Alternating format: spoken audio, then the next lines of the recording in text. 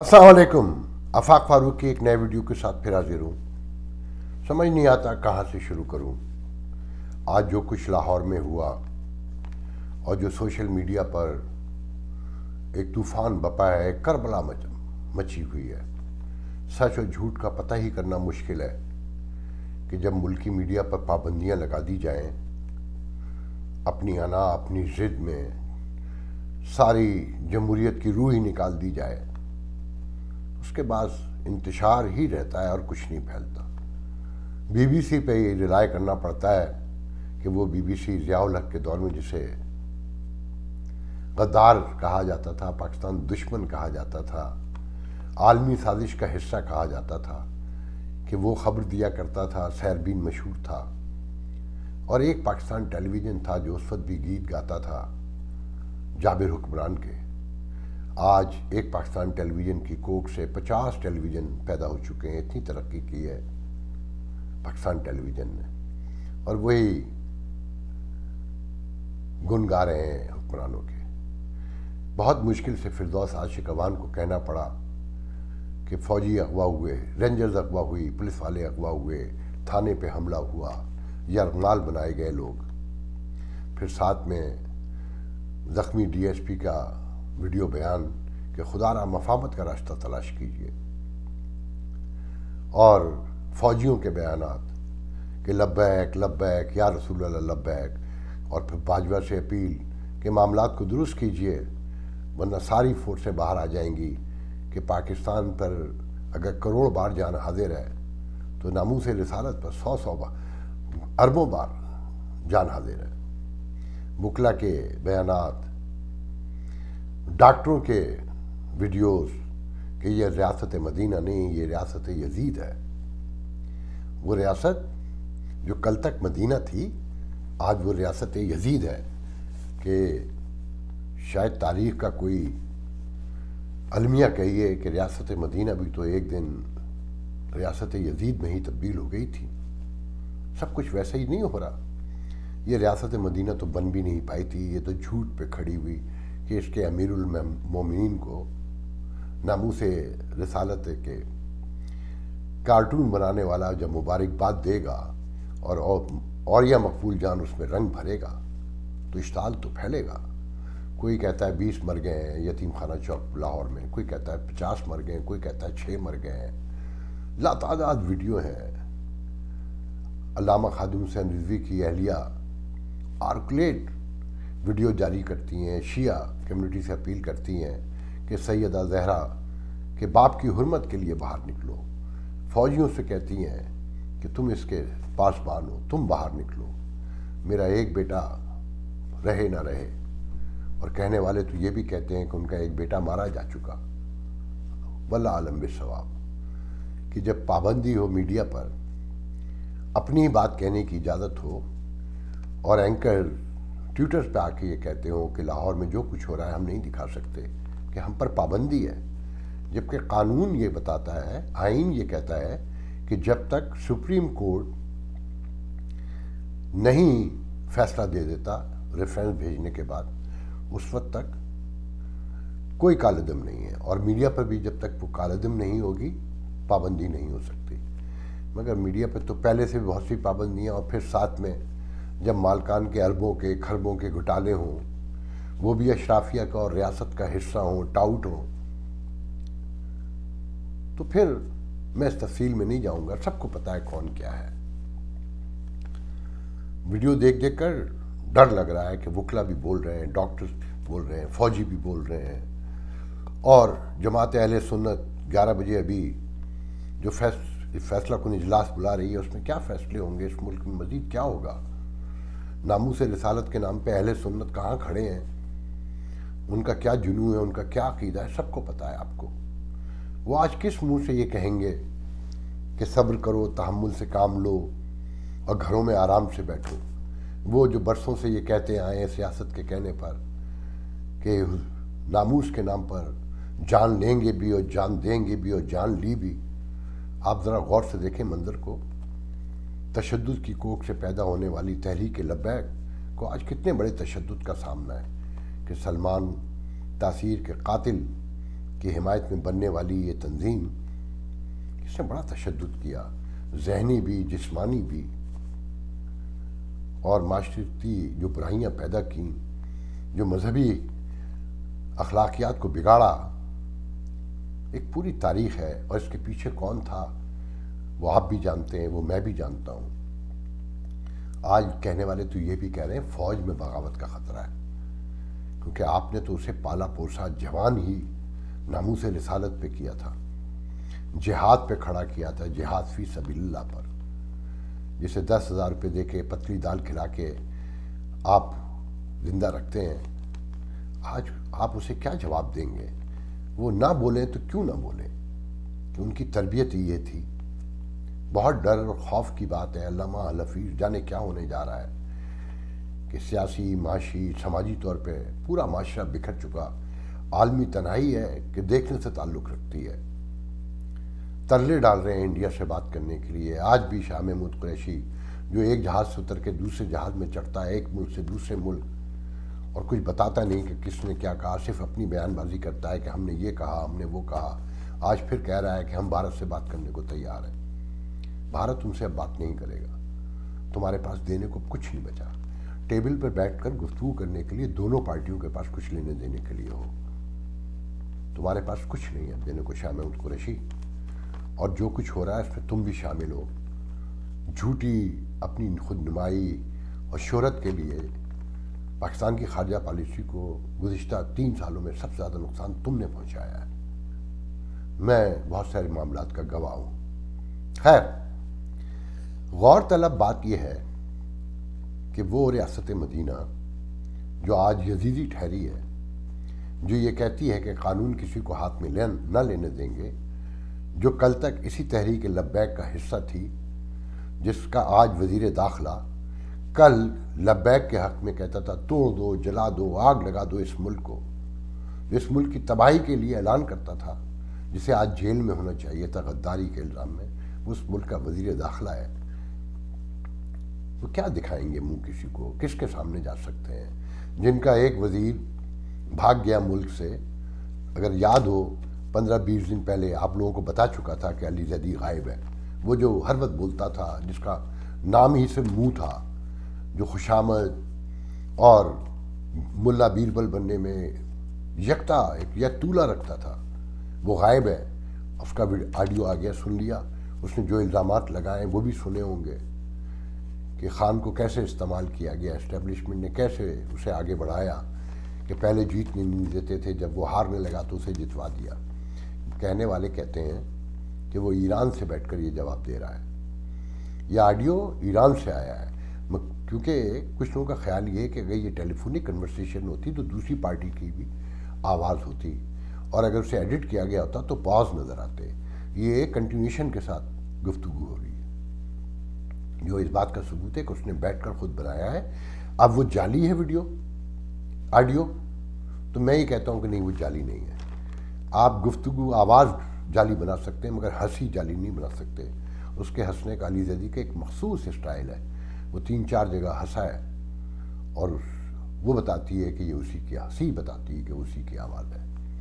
ایران کیوں گیا ہے؟ عجیب قصے ہیں، کہانیاں ہیں. لوگ کہتے ہیں کہ جو ایگزیکٹو آرڈر بائیڈن کا 2 دن پہلے آیا ہے رشیا کی فارن پالیسی پہ ریسٹرکشن کے حوالے سے، امریکن الیکشن میں انٹرپشن کے حوالے سے، جس میں پاکستانیوں کا بڑا حصہ نظر آیا. 36 پاکستانی ہیں جس میں شیعہ فرقے کے لوگ زیادہ نظر آتے ہیں. کہتے ہیں کہ اس میں بھی کہیں علی زیدی شامل ہے. علامہ الحفیظ، کیسی اطلاعات و خبریں ہیں.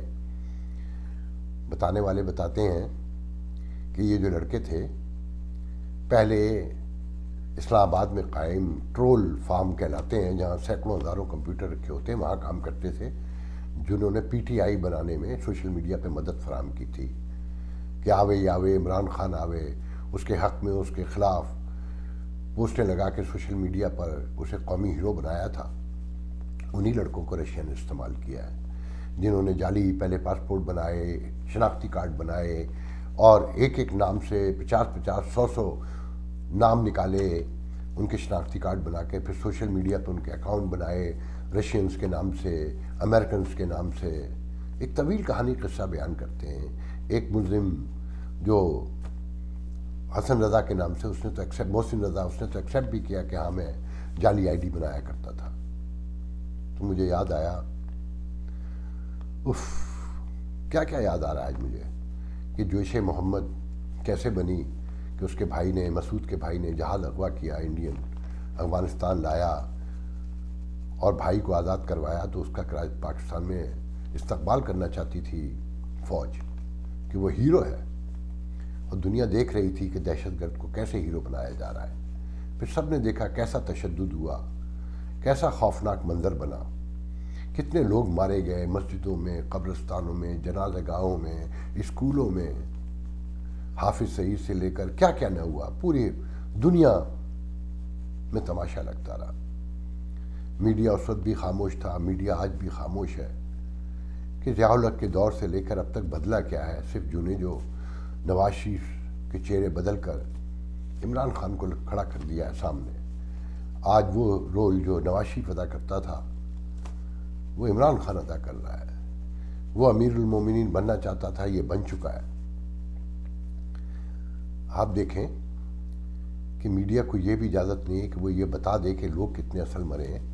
مجھے اس پہ بھی ایک واقعہ یاد آیا کہ یہ جو پاکستان ٹیلی ویژن ہے، اس کی کوکھ سے 50 ٹیلی ویژن پیدا ہو گئے، مگر باپ کی طرح بچے ہیں کہ وہی ریاست کی کہانیاں، اشرافیہ کی کہانیاں سنا رہے ہیں، مگر جو عوام پہ گزر رہی ہے وہ کوئی نہیں بتا رہا کہ 1986 میں علی گڑھ کا سانحہ ہوا.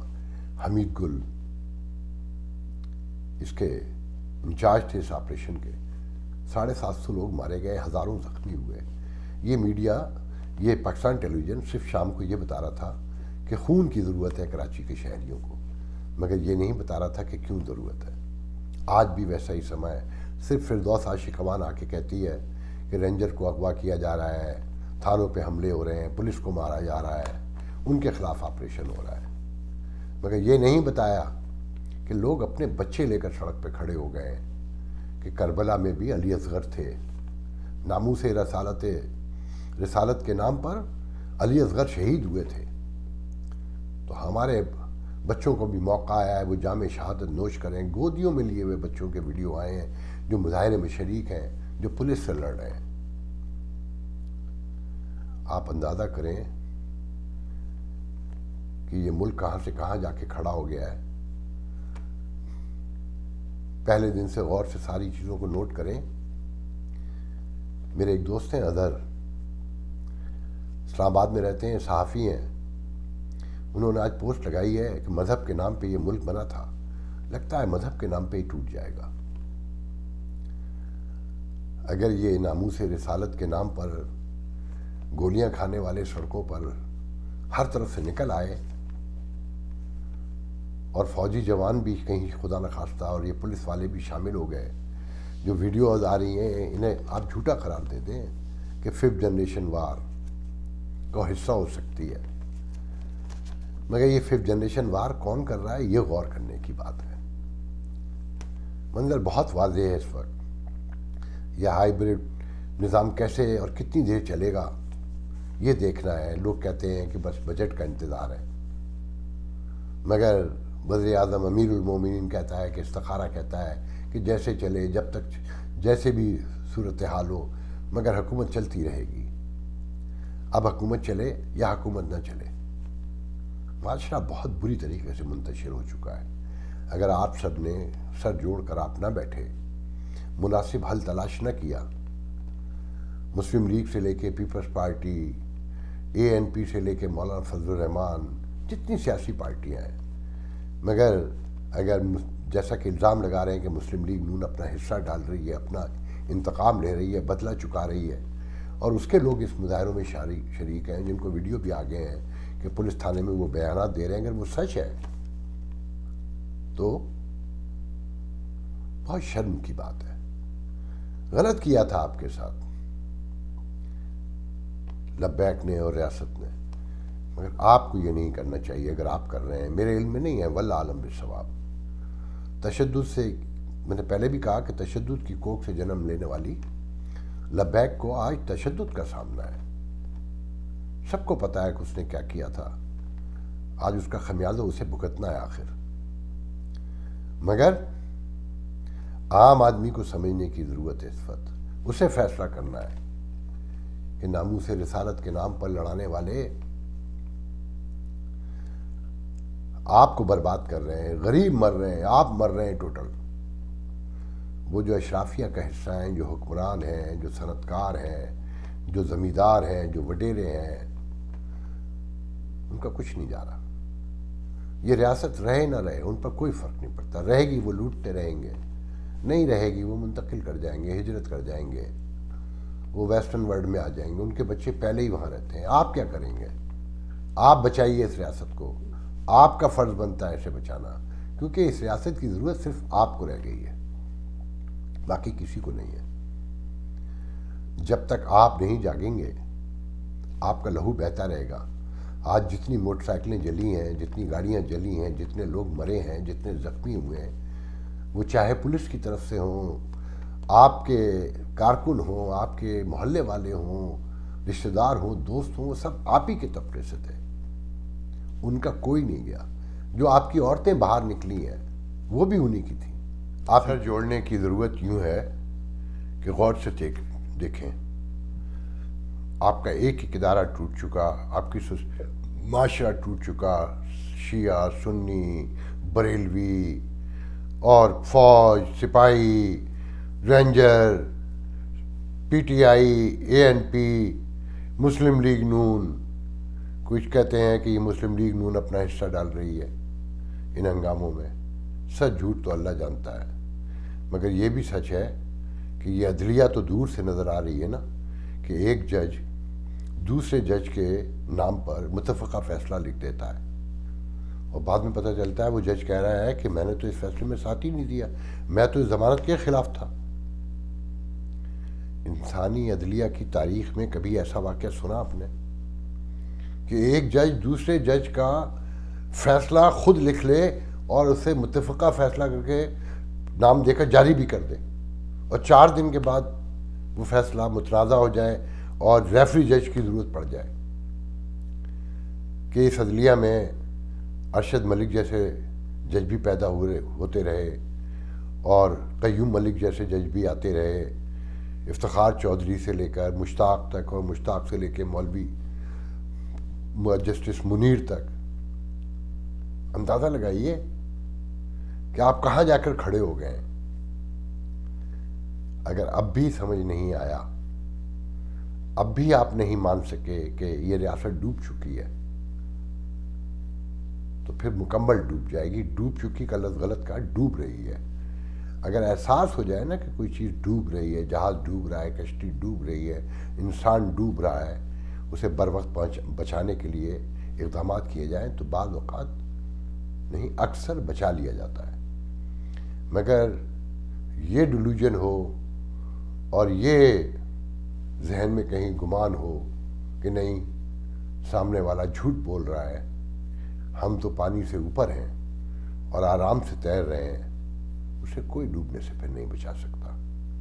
میں صرف آپ سے اتنا کہنا چاہتا ہوں کہ دیکھیں یہ ہائیبریڈ نظام جو ہے آپ کا مکمل آپ کو نگل چکا ہے. آپ کی روٹی کو, آپ کی صحت کو, آپ کے روزگار کو, آپ کے اتفاق رائے کو اب کچھ نہیں بچا ہے.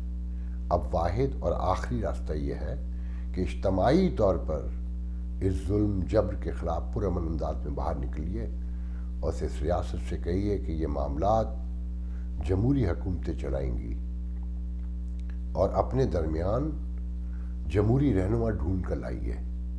اور اس کا طریقہ یہ نہیں ہے کہ آپ ایک دن میں لے آئیں گے. انہی موجود جماعتوں میں لوگ بہت سارے موجود ہیں, انتخابات متنازع نہ ہوں.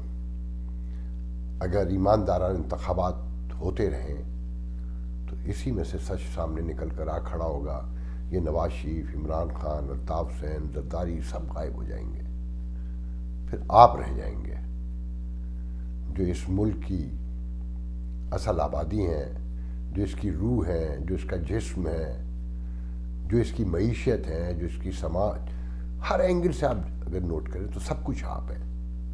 اب فیصلہ آپ کے اختیار میں ہے. اللہ حافظ.